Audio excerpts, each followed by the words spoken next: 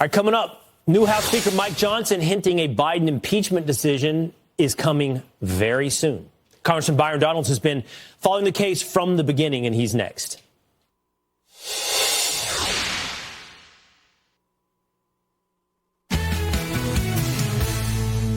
Get a timeline from you on your thoughts about impeachment. Do you feel right now that there is enough evidence to move on articles of impeachment? As we stand here today, I'm not predetermined that, but I do believe that very soon we are coming to a point of decision on it.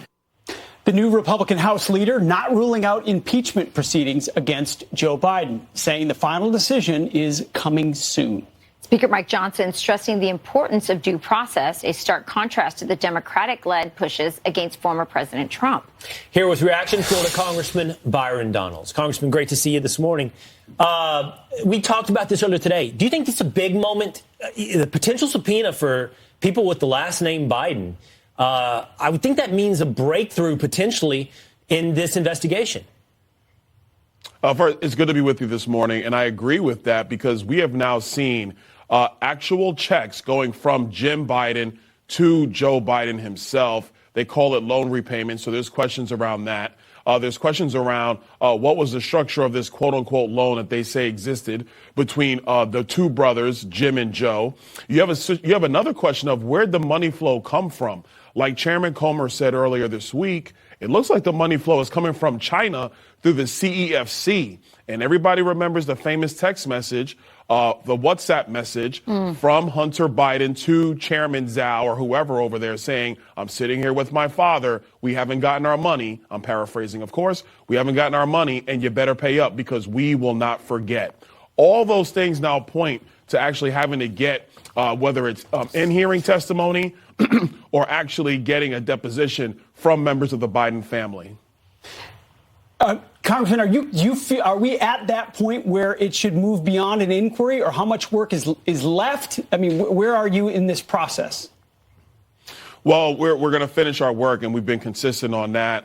There are more records that we are going to make sure that we subpoena, simply because you're going to have to paint a complete picture for the American people. This isn't Nancy Pelosi's house where you just decide to go throw impeachment articles on the floor.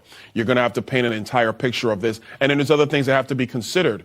Is Joe Biden in violation of federal immigration and border security laws? I believe that he does.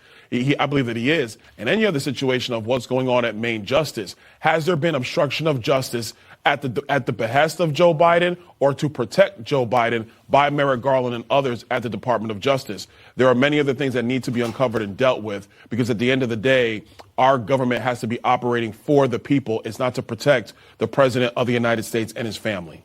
Yeah, I mean, I appreciate the idea that you want to, dot your I's, cross your T's to make sure you're ready to go. It's just frustrating as a voter, as an American, to see, we know that if this was Donald Trump who had this, all of this stuff against him and all of these checks going and shell companies, I mean, he would have been impeached a long time ago. So I do respect what you're doing. On the other hand, it just seems so unfair, the standards that Republicans have to live by versus the other side, which brings me to another issue that a lot of Republicans are interested in, which speaks to the lack of equal justice, and that is the January 6th situation.